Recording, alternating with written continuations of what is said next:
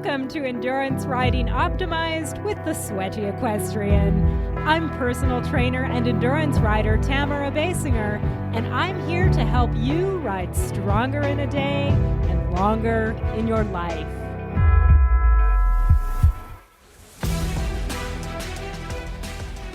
Hey, did you hear that? You are in the right place. This is the podcast formerly known as Equestrian Fitness for the Long Ride.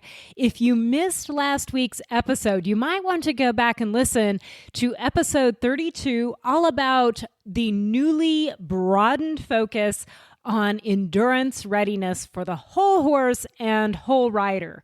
So we'll still be talking about equestrian fitness, of course, but we are broadening the scope to talk about endurance more generally. And today I want to dig right into one of the most common topics that lands in my inbox, and that is how to condition a horse for endurance riding. And I find that most people, interestingly, actually kind of want a complicated answer. I think it's because those of us who are attracted to distance riding, to endurance, tend to be type A. We tend to be the intense, ambitious, fast-moving, hard-pushing sort of person. We like structure and plans. Maybe we're perfectionists. We honestly, deep down, don't want to hear just ride a lot. We want to hear when and how and where and how much to ride. And then we want to put all of that into a calendar. We want to plan the work and work the plan. And I tell you what, I totally get this, 1,000%. 20 years ago, when I was new to the sport, I was definitely that type A, detail-oriented, nerdy perfectionist. Who am I kidding? I'm still that way. But of course, I didn't want to hurt my horse. I didn't want to make a fool of myself. I did want to read all the things. I read everything I could find, which wasn't honestly a heck of a lot, on endurance riding, and it was potential information overload. I liked reading about all those different conditioning strategies and recommendations, but it left me sometimes wondering, well, what should I be doing right now at this stage? There are all those principles out there about intervals and tempo rides and all this sort of thing. Am I supposed to be doing that? Well, it took me a few seasons, and I actually, okay, you guys are going to laugh at this. Go ahead and laugh. At my first couple years in endurance, I actually attempted to map out all my conditioning rides for the year, like sitting at my desk in January, because somehow I thought that would work. If you too are tempted to try mapping out, calendaring all your conditioning rides for a quarter, let alone a year, I'm going to tell you this. Give up now. Life will get in your way. Things will happen. Yes, you want to have a general plan and know sort of where you're going from point A to point Z, but yeah, don't try to map them all out. It won't happen. Anyway, a few seasons in, I settled into regularly conditioning with an extremely experienced endurance rider who happened to live near me. And that was when I started to figure out that I was making it way too complicated. So this other rider who became my mentor for several years knew a lot. She had raced back in the day, and now she was in her older decades and was a consistent mid-packer with horses that she rode year after year for thousands of miles with almost no pulls. So that's a great person to learn from, and I want to share some of my observations with you. So this episode will help you cut through the noise to what actually matters as you condition your horse for endurance. We're going to siphon off all the extra information that you don't really need right now and let go of the details that you don't need to worry about until you are a couple years down the trail. So here it is in one sentence. This is almost too simple, but I'm not making it up. One sentence. Are you ready? For the first 2 years of your horse's endurance career, all you need to think about is long, slow distance. Long, slow distance, LSD for short, not that kind of LSD. This is pretty much true regardless of your horse's history. Long, slow distance is what a horse that is young and green needs. Long, slow distance is what your off-track racehorse needs. Long, slow distance is what your teenage horse, who's a veteran of other sports like cutting or dressage, needs. Distance riding places different demands on your horse than what he has done before. So we're going to keep this simple and focus on long, slow distance. For the first 2 years of your horse's endurance career, you do not need to worry about things like intervals and tempo rides. What you do need to do is lay a foundation of long, slow distance. So let's get into exactly what that means. We'll break down what is long and what is slow. Well, long is relative to what the horse has done before. So if your horse is used to, say, 5-mile trail rides, then long for him is going to start around 7 miles perhaps, and then gradually over 3 months or so, in a typical case, move up to where a long ride for him is around 20 miles. Now, what about slow in long, slow distance? Once again, this is relative. Slow is relative to the pace that your horse could go, and very likely the pace that he would like to go. Depending on his starting level of fitness, this probably means gradually shifting from mostly walking to mostly trotting. And we want to keep that trot moderate. Moderate, of course, varies by horse. Some are naturally faster than others, and many, again, try to go faster than we need to be letting them early in the conditioning process. So 7 miles per hour is a good speed to settle in at for many. We're talking about a medium trot here, not a fast trot. So both long and slow are going to mean different things when you start conditioning your horse than they mean a year from now. But what we're not going to do is lose sight of the fact that all we're doing here is laying a foundation. We are not building the fancy house. We are laying the foundation. It may be kind of boring, but it's also crucial. If we skip ahead to the mahogany staircase and the stained glass windows without a solid foundation underneath, all that pretty stuff, the top 10 finishes, the first place awards, all that is going to crumble. If you hang around the endurance world for a while, you're bound to see the occasional horse and rider who show up as newcomers and blaze their way around the trail. They will probably win some races. And when I see this, I try really hard not to judge, although it is tempting, because I don't know their individual history and what underlying fitness that horse might have. There is a chance that it is not inappropriate for them to be ridden that way. So I try not to judge, but more often than not, horses like that will disappear after a season or less. And that's probably because something broke. They just weren't prepared to perform at that level. They lacked the foundation, and the fancy house came down. So what we're doing with long, slow distance, building that foundation, is we are allowing the horse's physical systems and structures to adapt. Now, by systems, I'm referring to things like the cardiorespiratory system. That takes a few months to develop. Structures, things like muscle and bone and soft tissue, ligaments, tendons, those take longer, even a few years for the bone to remodel to the kind of stress that a horse faces on the endurance trail. Now, the younger and or less fit your horse is, the more gradually we need to lay the foundation, especially for the sake of those structures. Because every workout is going to break down the structures just a little bit, and they'll build back stronger, and break down just a little bit and build back stronger. It's a long, slow process. Now, it'll go a little bit more quickly in a horse that has a background of regular work, but it still pays to err on the safe side.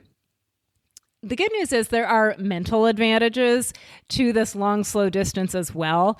This is a good chance to train the horse to chill out, respond to your guidance, instead of giving in to his natural instinct to keep up with the herd, even if it kills him. Because guess what? It can literally kill him. So you have to have that in hand. So while long, slow distance can sound boring, it definitely doesn't have to be. You don't have to go fast to keep things interesting and also to build fitness in ways that don't overly beat up the horse's structures before they're ready. Some ways that you can make things interesting and also useful for your horse are to look for hills to add in. You want to climb those hills typically faster than you descend them. Now, I'm not saying you should never trot downhill. Some people will say that, never, ever, ever trot a horse downhill. I personally don't agree with that. I think a horse needs to learn to carry a rider downhill at a trot in a relaxed and balanced way. That means that you, as the rider, have to be capable of riding downhill at a trot in a relaxed and balanced way. And that's going to take a certain amount of physical fitness that you can be working on during this whole long, slow distance process as well. You need to be working on that in the saddle, but also on the ground away from your horse so that your fitness is progressing along with the horse's. But that said, I would teach the horse to trot downhill. I do teach my horses to trot downhill, but I don't do a ton of it in the first couple years. I want them to know how. I want to be able to do it if I need to make time during races, but I don't want to beat up my horses by doing a lot of downhill trotting. I will trot them uphill. It's great for the cardiorespiratory system when they're ready. Some cantering is good. It's good for training. It's good for variety. Also, you can teach the horses to cross obstacles, things like water, bridges, bogs.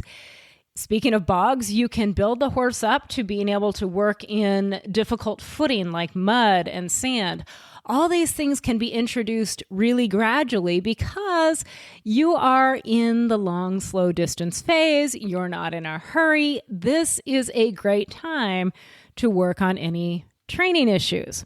For example, I am presently in the early conditioning phase with my horse, Pirate. He's a 6-year-old Arabian, just started under saddle this year. And I rode him today for the second time in, he'd had a 3-week break because I was traveling a lot. And so he was a little hotter than usual. And I spent a lot of today's ride reminding him that his job is to listen to me and go the pace that I ask him to go. Because every time I tried to move him into a trot, he wanted to zip down the trail 1,000,000 miles an hour. I was not game for that. So I spent about 8 miles walking him along at a nice brisk walk, then sitting deeply and asking him to stop. And if he didn't stop, then I would bend him to a stop. Over and over and over again. Now, he knows this lesson, but he needed it re-drilled into him today. Eventually, when he remembered, at the walk, and was consistently stopping when I just sat deep on him at the walk, then we proceeded to doing this at a trot, and we did it all over again. So that is the kind of ride that I am totally cool with having on a horse in this early conditioning phase. Again, I'm not in a hurry. I am much more concerned about slowly, gradually laying that physical foundation and the all-important mental foundation. This is the time. You don't want to have a raging, fit horse 6 months from now that is not mentally ready for you to handle that level of fitness. You build the body and the mind together. You can also use this time to cross-train with something interesting like some dressage, a bit of jumping. You're going to do your horse more favors by specializing in balanced and diverse muscle development rather than putting in more miles of just going straight down the trail all the time. So speaking of miles, how many miles are we talking about? Before an LD, a limited distance ride, which is anything under 50 miles, I like to work a horse up to covering about 18 to 20 miles at, say, an average of a 6 to 7 mile per hour pace. Most horses can get ready for a conservatively paced LD in 3 to 4 months. Before a 50-mile ride, I like my horse to be able to do the same, to go about, an average 6-7 mile an hour pace on trails for about 25 miles. And I try to make sure that that is about the same kind of terrain as the 50-mile ride that I plan to do. So I'm not going to condition my horse on the flat farmland where I live and then go try to ride him 50 miles in the mountains. That's not fair. I need to go out and look for similar terrain to what he will be in at the 50 that I choose. How long does it take to get him there? 6 or 7 months is a pretty reasonable time to prepare a horse for his first conservatively paced 50-mile ride. Now, the good news is I can easily do those things by riding just 3 times a week. Typically, that's going to look like 2 shorter rides and 1 longer one. Now, I know you type A's out there still want more details. You want a plan, because acting on plans is what we do. So I actually have one for you. My 3-day-a-week conditioning guide is a 1-pager that's going to give you a roadmap to your horse's first 6 months of conditioning. In that time, you can bring him up to readiness for his first 50, and about halfway through, you can likely enter an LD. So let me tell you where to get that. It's free. You can get it at thesweatyequestrian.com/conditioning guide. All one word, conditioning guide. I'll put a link in the show notes. And when you grab that guide, it'll also sign you up for my free newsletter. And if you're not on my newsletter yet, what are you even doing? Every Wednesday morning, I send out a high-value email only to those of you who are on my list. It's content that you can't get anywhere else, and I do write it myself. AI does not write it. And my goal is simply to help you and your horse achieve your goals. So again, the conditioning guide is at thesweatyequestrian.com/conditioning guide. Get that free guide and the newsletter at the same time. It'll take you 30 seconds. And in the guide, you'll notice one more general principle that I want you to bear in mind as you take this more chilled out approach to conditioning your endurance horse. As a general principle, go either longer or faster or more challenging in a given ride, but not all at the same time. We don't go longer and faster and more challenging. We build these things up kind of one ride at a time. Maybe we go longer this day. Maybe we climb more hills that day. Maybe we go faster on the 3rd day. But we're not doing all those things together on Saturday because that's when we can. A side benefit of this whole long, slow distance thing, by the way, is that it requires you to train yourself. Often the hardest part for the rider is our own impatience. Our horse seems strong, right? He can do more. He feels great. But bear in mind that if your horse feels strong and also sane, and you're wondering if maybe you're advancing him a little too slowly, then there's a good chance that you're actually doing it right. Keep doing it right. Don't mess it up by going too far too fast. Now, there is a time and there is a method for diversifying your conditioning rides to coax optimal performance out of a horse. Absolutely, that is a thing. But that is a thing that you do not approach until after the horse is legged up, after the foundation is laid. So if you are anywhere near the beginning of your horse's endurance journey, his first couple years, just keep laying down that solid foundation. Long, slow distance. Okay, that's it for today. So chill out, my nerdy type A friends. Relax, enjoy the ride. Keep it simple, keep it consistent. Long, slow distance will pay off in the long game. Want to get more sweaty?